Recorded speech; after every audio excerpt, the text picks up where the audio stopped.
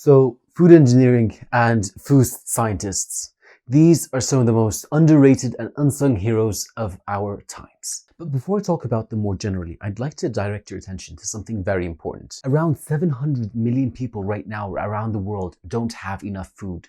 That's around 10% of the world. And this doesn't mean that the other 90% are doing so well either. In fact, in the year 2000, 33% of children were malnourished. That means even though they were getting food, they were not getting enough nutrients. And this led to many health problems, one of them being having stunted growth. The reason behind this being is, of course, because most foods that lower income societies have access to are just plain carbs without much nutritional value. Now, last year, organizations tried to lower this number to around 25%, but that's not really enough. This still means that a quarter of the children around the world are suffering because they're not getting the right food. And that is where food scientists and engineers come in.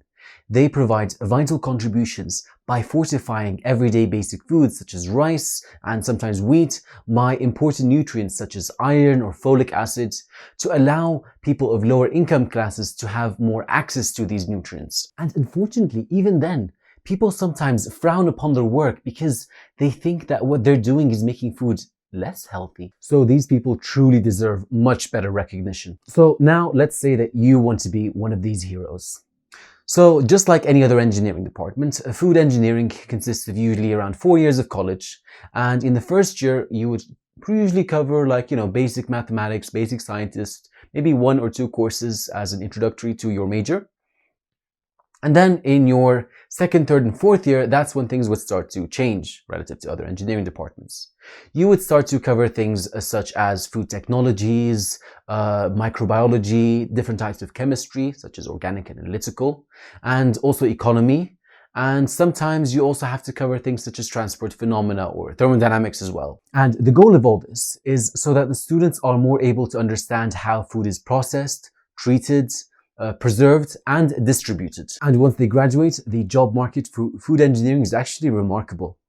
There's actually a lower supply to demand ratio in food engineering relative to other fields, partly because of the stigma that surrounds food engineering, and also because the food industry always has been and always will be one of the most important industries in our society because we need food to survive. And additionally, nowadays people are becoming more and more diet conscious. And you can see this in the increased sales of sports products such as sports drinks and so forth, which are often purchased by fitness advocates. So now is definitely one of the best times to be in this field. But the specific occupations do vary though.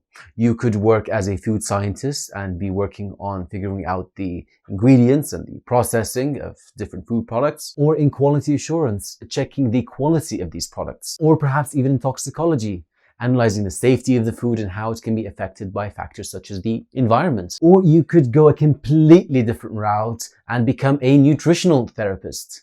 Either way, the opportunities are endless. So if you have an interest in this field, this is definitely a great choice, both in terms of the job opportunities and the positive impact it can have on humanity. And if you have any other majors that you're considering and comparing relative to this major, let me know in the comments and I'll try to cover it in a future video. And if you have any friends that are interested in this major, please don't forget to share it with them. And if you haven't already, please don't forget to subscribe to see this and other future content.